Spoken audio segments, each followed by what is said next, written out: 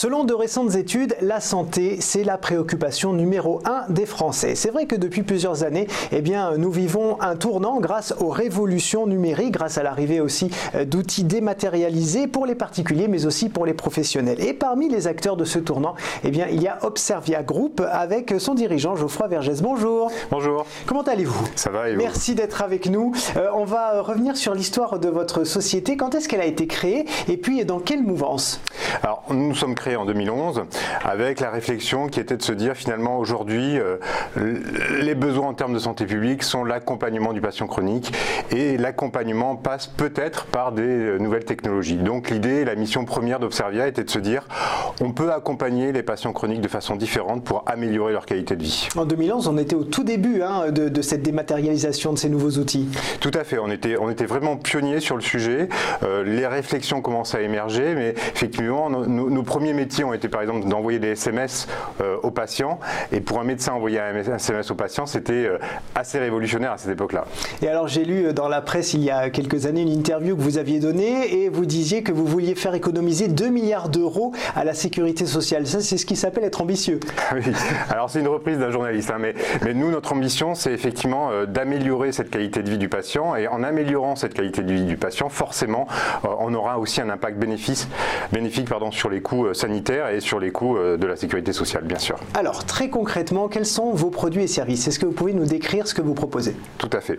Donc nous, en fait, ce que l'on fait d'abord, c'est on va essayer de comprendre le comportement du patient. Donc on a développé des méthodologies propres qui sont des aides à décrypter quel va être l'engagement du patient. Est-ce qu'un patient a compris son traitement? Est-ce qu'un patient a compris la balance bénéfice-risque du traitement? Donc on essaye de comprendre ça avec des outils numériques.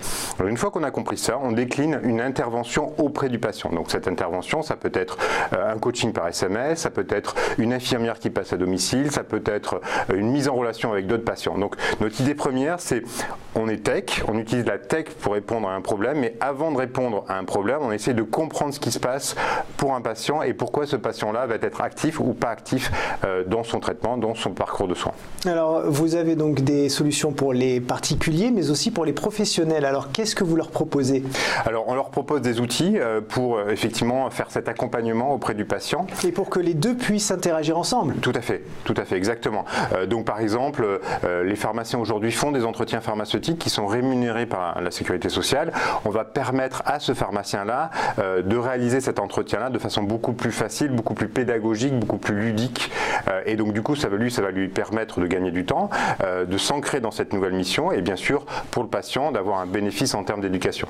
Alors ce particulier, pour revenir sur lui, comment il bénéficie en fait de vos services? Il faut qu'il se rende sur une plateforme, il a une application, quelle forme ça prend concrètement? Alors nous, pour ce patient-là, en fait, notre objectif premier, c'est vraiment d'aider les patients, ces patients chroniques qui en ont besoin. Donc on passe systématiquement par les professionnels de santé. Donc on va mettre à disposition nos outils auprès des professionnels de santé, que sont les pharmaciens, les médecins, et ce sont eux ensuite qui vont décliner cette intervention auprès des patients. D'accord. Alors je le disais tout à l'heure, on vit vraiment un tournant en termes de e-santé. Les professionnels s'y mettent de plus en plus évidemment, mais est-ce que les particuliers sont vraiment prêts, notamment une certaine frange de la population, un peu plus âgée évidemment, qu'on imagine peut-être pas très à l'aise avec tout ça? Ah oui, c'est souvent une question qu'on a de la part de nos clients professionnels de santé notamment. Maintenant, lorsqu'on regarde notamment les sondages qui ont pu être faits, il y en a un récent d'Odoxa qui dit que 73% des patients pensent que, en tout cas de la population française, pensent que ces outils numériques peuvent aider au parcours de soins du patient. Donc on voit qu'il y a une certaine appétence. Maintenant, nous, on a pu faire pas mal de tests depuis le temps, on a développé pas mal de programmes et on se rend compte que même des patients qu'on aurait pu imaginer peu connectés, alors sans faire de catégorisation, mais en milieu rural, vont quand même pouvoir bénéficier de ces technologies-là à travers des SMS notamment. Et donc du coup, on se rend compte que finalement, la barrière, elle est pas tant technologique, elle est surtout dans l'usage. Et est-ce qu'un professionnel de santé est prêt à proposer un service de ce type-là à son patient? C'est ça vraiment le point de blocage. Et justement, vous, en tant que créateur de ces solutions, vous avez un discours bien particulier pour faire comprendre aux gens qu'est-ce que c'est que la e-santé. Alors, quel mot vous utilisez pour leur faire comprendre et pour leur expliquer simplement tous ces outils-là? Alors en fait, on essaie de le traduire en bénéfice pour eux, et le bénéfice pour eux, c'est un patient mieux accompagné, c'est un patient mieux au fait de son traitement, et donc du coup, finalement, on fluidifie comme ça le parcours de soins du patient. Donc on essaie d'expliquer que les technologies ne vont pas prendre du temps, mais bien au contraire, à terme, soulager la pratique professionnelle. C'est vraiment le message clé qu'on essaie de faire passer. Et on a vu que ça avance notamment avec la dématérialisation du carnet de santé. Oui. C'était il y a quelques semaines. Là aussi, c'est une grosse avancée et ça concerne tout le monde. Oui, alors effectivement, vous parlez du DMP. Le DMP est une relance du DMP. Donc il y a un objectif qui est annoncé de 44 millions de DMP.